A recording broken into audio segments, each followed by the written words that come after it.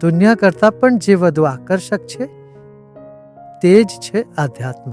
દુનિયાના તમામ આકર્ષણોથી જો કોઈ વ્યક્તિએ ઉપર ઉઠવું હોય તો ચેતના કે તે માર્ગ પર એટલો વધુ આકર્ષક હોવો જોઈએ જેમાં બાકીની બધી વસ્તુઓ સહજ રીતે આપણાથી છૂટી જાય છે ને. તો આપણો આ માર્ગ જે છે કોઈ ડલ, બોરિંગ એવું તો નથી લાગતું ને? બોરિંગ લાગી રહ્યું છે કોઈને? અહીં કોઈને લાગી રહ્યો છે આ માર્ગ બોરિંગ? કે પછી ગુરુ નીરસતા છવાયેલી છે, કોઈ આનંદ નથી? ના, એવું નથી. માર્ગ પણ, માર્ગદર્શક પણ અને માર્ગના લક્ષ્ય પણ આનંદમય છે. તમે આમાં આનંદિત રહેવા માંગો છો, એકલા મસ્ત રહો, આનંદિત રહો, તે આધ્યાત્મિક માર્ગ છે. એટલા માટે જ સાધુ, સંન્યાસી, મહાત્માઓની આ પ્રથા છે કે તેમના નામની પાછળ આનંદ જોડી દેવામાં આવે છે. આનંદ જોડી દેવાની પ્રક્રિયા જૂની એટલા માટે છે કે તેઓ આનંદિત રહે છે, મસ્ત રહે છે. સત્સંગમાં ભળી જાય, લાગી જાય. આ પેલું ભજન છે ને, ગીત છે ને, શું?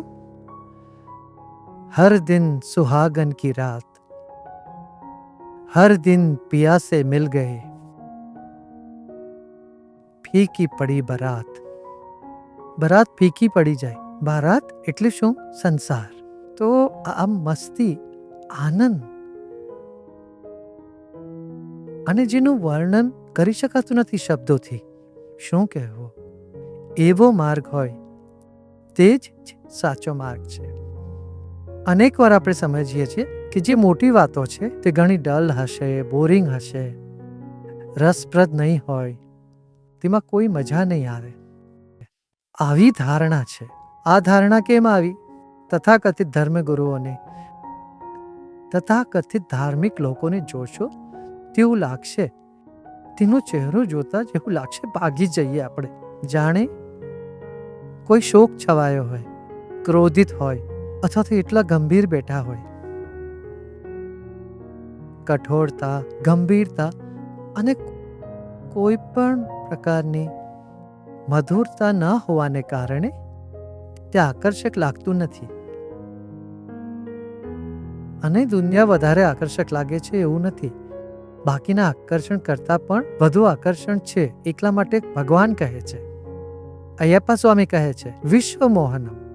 આખા વિશ્વને તેઓ મોહિત કરી લે છે. મોહન, ભગવાન કૃષ્ણનું પણ નામ મોહન જ રાખ્યું છે. મોહન તો તેમનું નામ નહોતું. મોહન એટલે શું? એટલું વધુ આકર્ષક છે.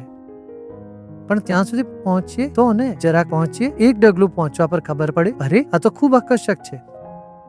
એકવાર ધ્યાનની પ્રક્રિયાનો, સુદર્શન ક્રિયાનો રસ જેને મળી જાય છે તેને પછી લાગે છે, અરે આ તો મોટો આનંદ છે. શું આપણે પહેલા એને ખોઈ દીધું, કંઈ મિસ કર્યું એવું લાગે છે ને?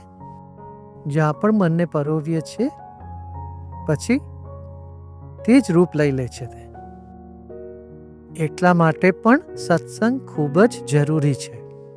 થાય છે ને, સત્સંગમાં જ્યારે બેસો છો તમારી આખી ચેતના બદલાઈ જાય છે કે નહીં? એક સકારાત્મકતા આવી જાય છે, ઉત્સાહ, સ્ફૂર્તિ, ભક્તિ.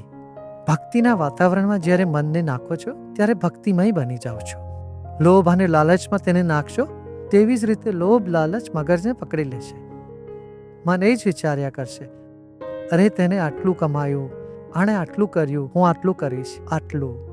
લોભમાં, લાલચમાં પછી મન આવી જાય છે. ત્યાર પછી ચાડી ચુગલીમાં લગાડશો તો કે ચુગલી જ, તો તે પછી ચાડી ચુગલી થવા લાગશે. જેમાં મન નાખો, ક્રોધમાં નાખશો તો તમે ક્રોધિત રહેશો. આટલો ક્રોધ મનમાં બની રહે. કોઈ નાની મોટી વાતોને લઈને આપણે ક્રોધિત રહીએ છીએ. આખી જિંદગી આપણે આવી રીતે રહી શકીએ છીએ. ચિંતાની જોડીમાં નાખશો તો ચિંતિત જ રહેશો. આ નહીં, તે નહીં, બીજું, ત્રીજું, ચોથું, પાંચ. ચિંતામાં નાખશો તો ચિંતા, શોકમાં નાખશો તો શોક. કોઈ પણ કારણ ન હોય તો પણ આપણે દુઃખી રહેવાનું કંઈ ને કંઈ કારણ શોધી જ લઈએ છીએ. તો તેમાં નાખો તો તે તેવું. અને જો ફક્ત અય્યાશીની આદત છે તો અય્યાશી કરવામાં, જો અય્યાશીમાં મન નાખશો તો પછી એવી જ રીતે અય્યાશીમાં જ દિવસ રાત વીતી જશે. તેવી જ રીતે જિંદગી પણ વીતી જશે, છે ને? તો જેમાં નાખશો, પ્રેમમાં નાખશો તો જીવન પ્રેમમય બની જશે. સત્સંગ તો પ્રેમ છે.